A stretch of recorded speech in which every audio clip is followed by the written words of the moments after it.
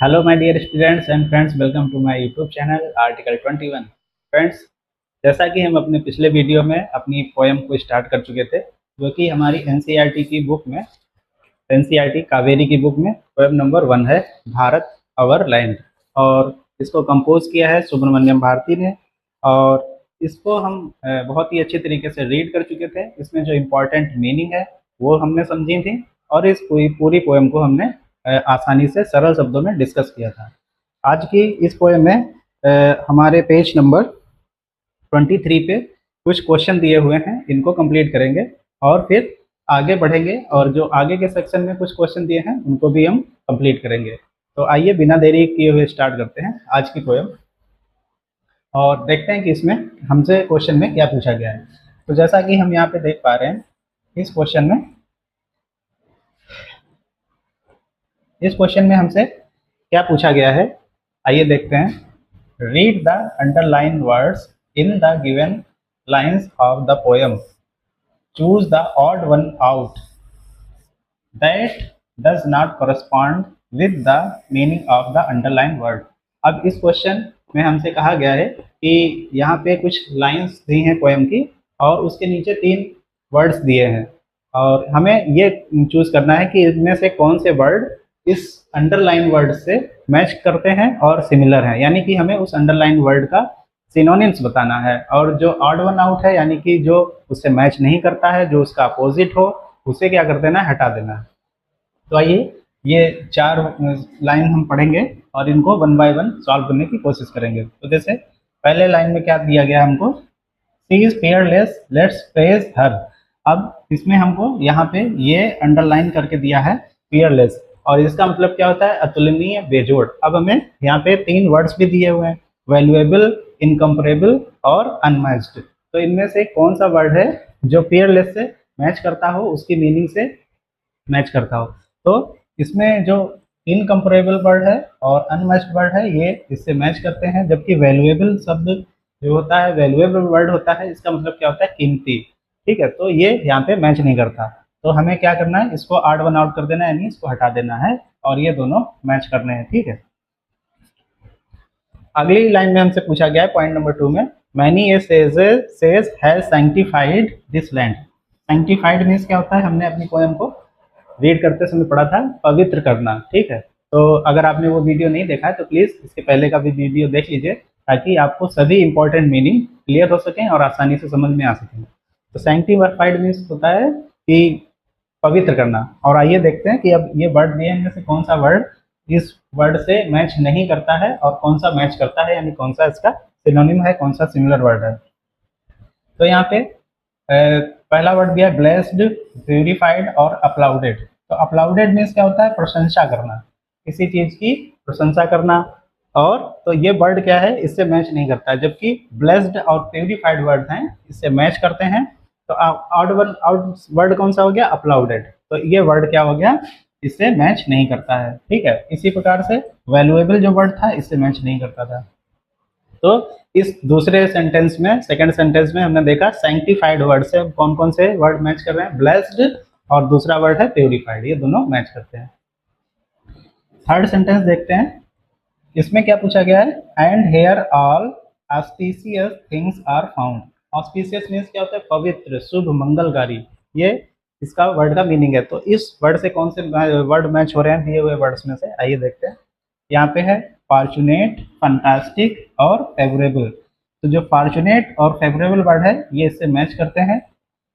इनका अर्थ होता है शुभ, मंगलकारी और या तो बहुत ही पवित्र। ठीक है, लेकिन फंटास्टिक वर्ड है जो, वो इससे यहाँ पे मैच नहीं करता है, यानी कि इससे सिमिलर नहीं है, इसका सिनोनिम्स नहीं है। तो इसी प्रकार से ये क्या हो जाएगा, ऑड वन आउट हो जाएगा। फोर्थ सेंटेंस में, फोर्थ लाइन में क्या दिया गया है, ऑफ होरी एंटीक्विटी इज भारत। होरी एंटीक्विटी मीन्स हमने डिस्कस किया था क्या होता है, और मीनिंग में भी देखा था। होरी एंटीक्विटी मीन्स होता है अति प्राचीन, बहुत प्राचीन काल से जो चला आ रहा हो, उसके बारे में जब हम बोलते हैं तो होरी एंटीक्विटी वर्ड यूज करते हैं, और ये लाइन हमारी पोएम में आई है। तो इससे कौन कौन से वर्ड मैच हो रहे हैं और कौन सा ऑड वन आउट है। तो यहाँ पे अगर एशियंट टाइम देखेंगे और टाइम इमोरियल, ये दोनों वर्ड क्या है, इससे मैच करते हैं। जबकि जो रिसेंट पास्ट वर्ड है इसका मतलब क्या होता है, अभी हाल में ही, मतलब कुछ दिनों पहले ही। तो ये वर्ड इससे मैच नहीं करता है और ये वर्ड क्या है, हमारा ऑड वन आउट है। इस प्रकार से हम चारों सेंटेंस में हमने देख लिया कौन सा वर्ड हमारे अंडरलाइन वर्ड से मैच कर रहा है और कौन सा वर्ड उससे मैच नहीं करता है, उसको हमने ऑड वन आउट कर दिया। तो इस प्रकार से हमने ये अपना क्वेश्चन कंप्लीट कर लिया। अब इसके आगे देखते हैं कि और कौन कौन से क्वेश्चन है जो हमारे लिए इम्पोर्टेंट है। ये पोएम तो हम रीड कर चुके थे और इसको बहुत ही अच्छी तरीके से हमने समझा था लाइन बाय लाइन, और इसकी सभी जो इम्पोर्टेंट मीनिंग है वो भी हमने डिस्कस की थी। अगर आपने वो वीडियो नहीं देखा है तो प्लीज़ इसके पहले का भी वीडियो देख लीजिए। अब यहाँ पे हमको एक पैराग्राफ दिया है और इसमें हमसे पूछा है कि इसको कंप्लीट करने के लिए, तो आइए इसको भी हम देखेंगे कि कैसे कंप्लीट करते हैं। और इसमें कुछ fill in the blanks type का है, तो इसको हमें फिल करना है।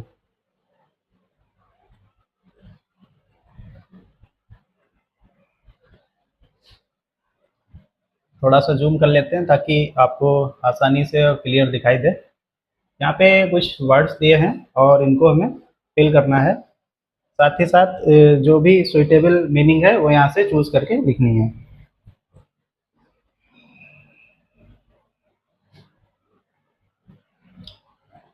तो इस पैराग्राफ में हमको क्या करना है, कुछ वर्ड्स हैं जो यहाँ पे मिस करके दे दिए हैं और हमें दिए हुए इन वर्ड्स में से यहाँ पे इनको फिल करना है।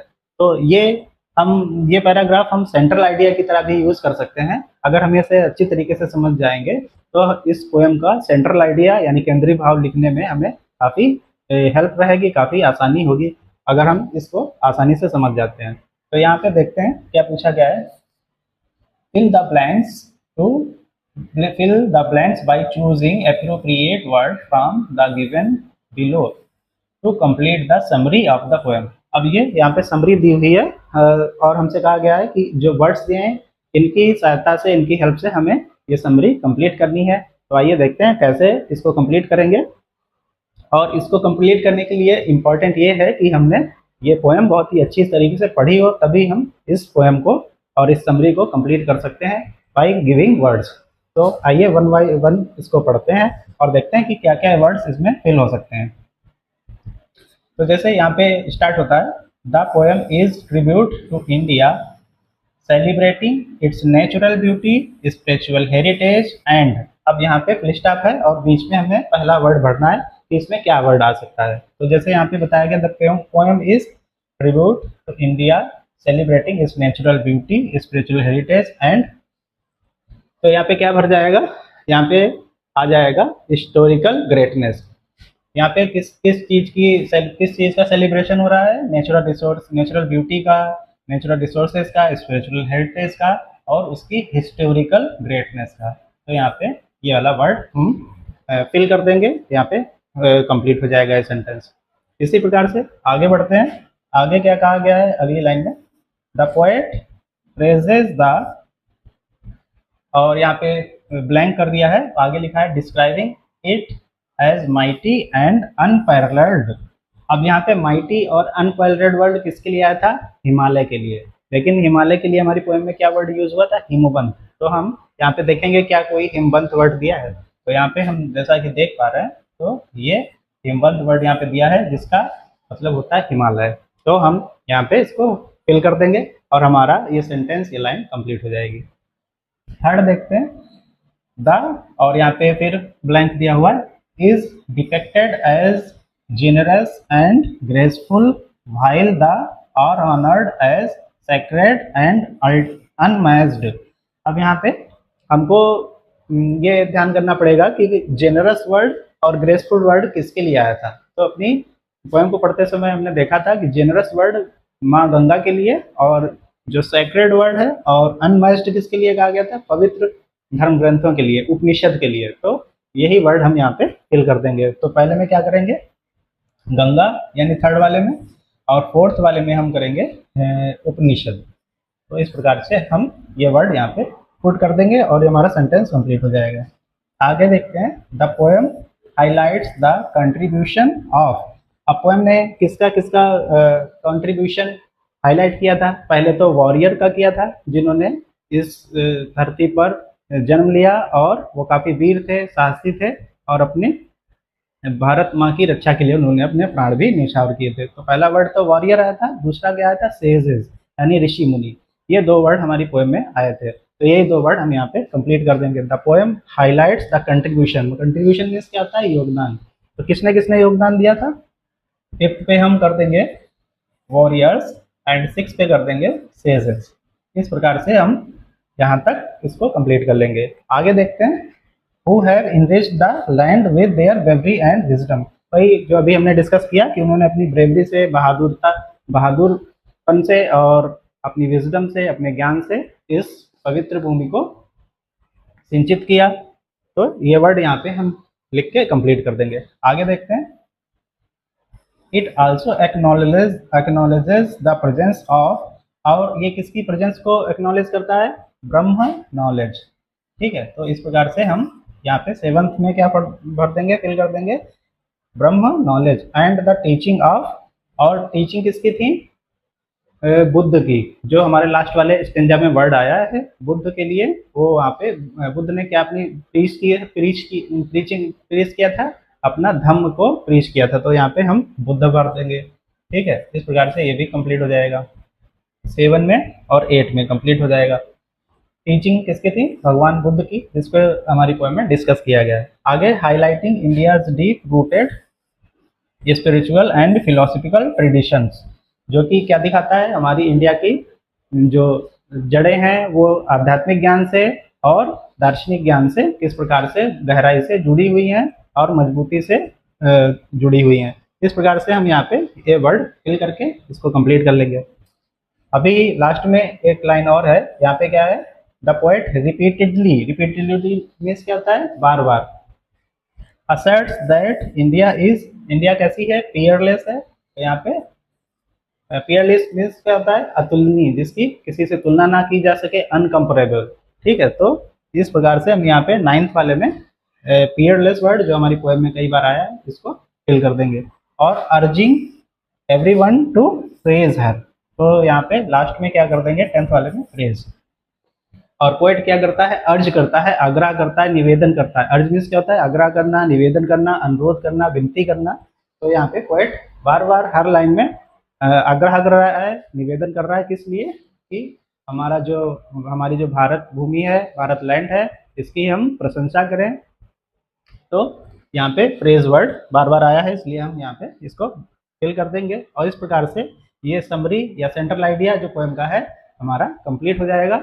और हम यहाँ से सेंट्रल आइडिया लिखने में हेल्प ले सकते हैं, यहाँ से कुछ लाइनें हम लिख सकते हैं। तो इस प्रकार से हमने इसको कंप्लीट कर लिया। इसके बाद सेकेंड क्वेश्चन में हमसे पूछा गया है complete the following features about the poem. अब यहाँ पे हमें 4 सेंटेंस दिए हैं और इनमें हमें अलग अलग चीज़ें बतानी है। तो सबसे पहले सेंटेंस में क्या बताना है? फर्स्ट वाले में the impact of the on the readers mood. अब इस पोएम का हमारे रीडर्स जो हैं उनके मूड के ऊपर क्या इम्पैक्ट पड़ रहा है, क्या असर पड़ रहा है, वो हमें लिखना है। तो इस पोएम में क्या बताया गया है? इस पोएम में बताया गया है, ये पोएम कैसी है? ये दिखाती है इंस्पायरिंग नेचर को। और ये पैराग्राफ और ये क्वेश्चन आपको मिल जाएंगे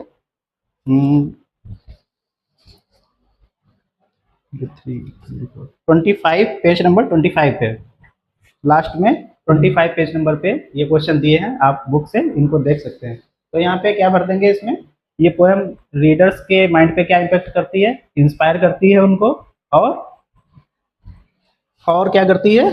और ये पैट्रियोटिक इमोशंस भी बनाती है। तो यहाँ पे लिख देंगे इंस्पायरिंग है, इंस्पायरिंग एंड पैट्रियोटिक।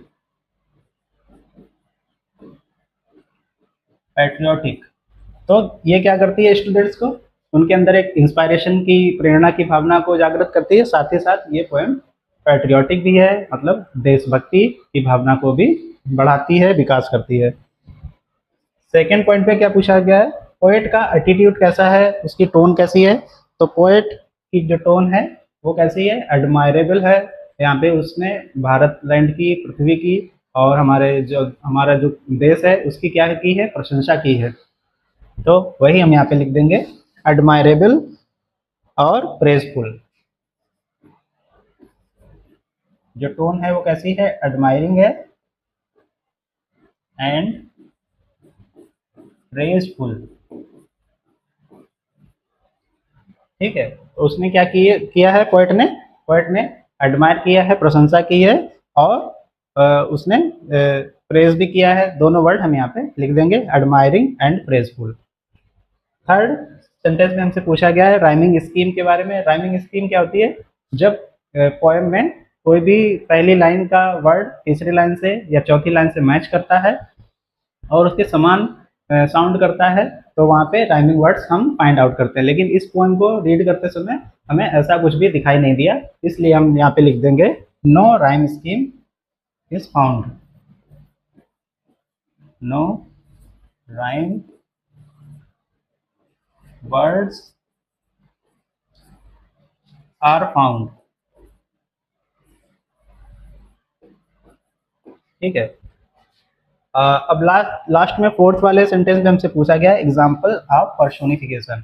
पर्सोनिफिकेशन के कुछ एग्जाम्पल हमें बताने हैं कि इस पोएम में कौन कौन से एग्जाम्पल यूज हुए हैं। सबसे पहले तो हम समझ लेते हैं पर्सोनिफिकेशन क्या होता है। पर्सोनिफिकेशन एक फिगर ऑफ स्पीच होती है, जिसमें क्या होता है कि जो कोई भी निर्जीव वस्तु है या कोई भी प्राकृतिक चीज है, उसको हम इंसान की तरह, पर्सन की तरह दिखाते हैं। पर्सोनिफिकेशन में दो वर्ड है, पर्सन और फिकेशन। पर्सन मीन्स होता है व्यक्ति और फिकेशन मीन्स होता है बनाना। तो पर्सोनिफिकेशन फिगर ऑफ स्पीच हम वहाँ पे यूज करते हैं जब हम किसी निर्जीव चीज को या किसी प्राकृतिक चीज को हम जीवंत दिखाते हैं, ह्यूमन की तरह, पर्सन की तरह उसको व्यक्त करना चाहते हैं। जैसे हम कहें कि दरवाजे पर अवसर ने चुनौती दी, तो यहाँ पे क्या है, पर्सोनिफिकेशन वर्ड हमने यूज कर लिया। तो इस प्रकार से हमें यहाँ पे पोएम में भी बताना है कि ऐसे कौन कौन से वर्ड यूज हुए हैं जो इसको शो करते हैं, पर्सोनिफिकेशन को शो करते हैं। तो सबसे पहला वर्ड तो यूज हुआ था, मैं यहाँ पे लिख देता हूँ इसको। यहाँ पे पोएम में यूज हुआ था, she is peerless. She is Peerless.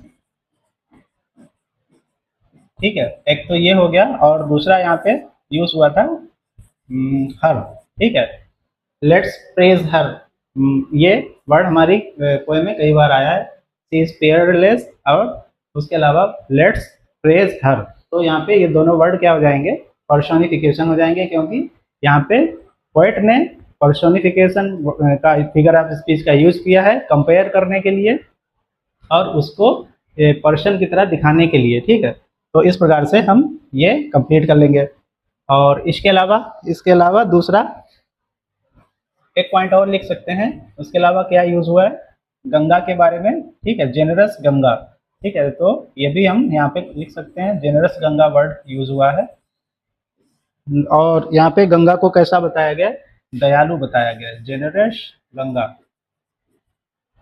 तो गंगा माँ को दयालु बताया गया है।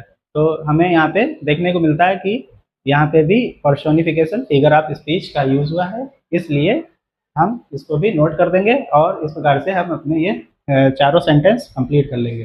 तो इस पेज में, पेज नंबर 25 पे हमने ये सेंट्रल आइडिया भी देखा और इसको हमने फिल किया, और जो भी इम्पोर्टेंट वर्ड्स थे उनकी मीनिंग के साथ में हमने उनको समझा। और इस प्रकार से यहाँ पे सेकंड जो क्वेश्चन है इसमें भी 4 वर्ड दिए हुए हैं, सॉरी 4 लाइंस दी हैं, और हमें उनमें अलग अलग क्वेश्चंस के आंसर देने हैं। इसको भी हमने कंप्लीट कर लिया। अब आगे बढ़ते हैं और देखते हैं कि आगे क्वेश्चन में हमसे क्या पूछा गया है।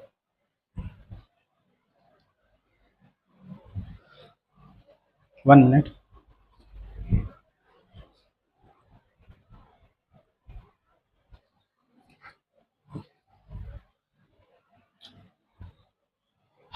अब यहाँ पे थर्ड क्वेश्चन में हमसे पूछा गया है, what is the impact of the reference he is fearless, let's praise her. अब यहाँ पे हमें बताना है कि ये जो लाइन है, रेफरेंस मीन्स क्या होता है, पंक्तियां, लाइन, जो इंपॉर्टेंट लाइन है उनको देके यहाँ पे हमसे क्वेश्चन पूछा गया है, let's see is fearless, let's praise her. इन लाइनों का मतलब क्या है, इनका अर्थ समझाइए। तो इसका आंसर हम क्या लिखेंगे, आइए देखते हैं। इस क्वेश्चन में हमसे पूछा गया है what is the impact of the refrain she is fearless let's praise her. तो इसका आंसर हमने क्या लिखा है, द रिफ्रेन मतलब पंक्तियां, जो ये पंक्तियां दी हुई हैं इनका मतलब क्या है, एम्फेसाइजेस। एम्फेसाइजेस मीन्स क्या होता है, जोर देना। किस पे जोर देती हैं, इंडियाज यूनिकनेस, इंडिया की यूनिकनेस पे, and the greatness creating a strong sense of national pride. और ये यूनिकनेस पे, ग्रेटनेस पे, महानता पे जोर देती हैं और एक स्ट्रॉन्ग सेंस क्रिएट करती हैं। किस चीज़ का, नेशनल प्राइड का, मतलब हमारे राष्ट्रीय गौरव का सिंबल सेंस को ये दर्शाती हैं, शो करती हैं। और एडमायरेशन, बस यहाँ तक लिख के इसको कंप्लीट कर देंगे। और आगे लिखना चाहें तो ये लाइन भी लिख सकते हैं, it urges to everyone to honour our motherland. और ये सभी रीडर्स से, सभी स्टूडेंट से अर्ज करती है, क्या अर्ज करती है, आग्रह करती है, टू ऑनर अवर मदरलैंड, कि ये सभी लोग हमारी मातृभूमि की प्रशंसा करें, सभी लोग इसका सम्मान करें। ठीक है, तो इस प्रकार से इस क्वेश्चन का आंसर भी हम कंप्लीट कर लेंगे, जिसमें पूछा गया है हमको the impact of the refrain, और यहाँ पे एक लाइन दी हुई है। ठीक है, इसके अलावा एक क्वेश्चन और है इसी के जस्ट नीचे। इस क्वेश्चन में हमसे पूछा गया है complete the following sentence appropriately. हमें एक सेंटेंस दिया है और इसको हमें कंप्लीट करना है। तो क्वेश्चन में यहाँ पे पूछा गया है, India is metaphorically described as, कैसे डिस्क्राइब किया गया है, this sunny golden land suggesting that it is. अब हमारी पोएम में सनी गोल्डन लैंड आया था, और ये क्या इससे पता चलता है, इसको हमें डिस्क्राइब करना है, बताना है। तो इससे हमें क्या पता चलता है कि हमारी जो इंडिया की लैंड है ये बहुत ही फर्टाइल है, उपजाऊ है, समृद्ध है। ये सभी बातें हमें इस क्वेश्चन में लिखनी है। तो कैसे लिखेंगे, आइए देखते हैं। सजेस्टिंग दैट इट इज, इसके आगे हम यहाँ पे जोड़ देंगे, ऐड कर देंगे, that it is rich, prosperous and full of natural resources.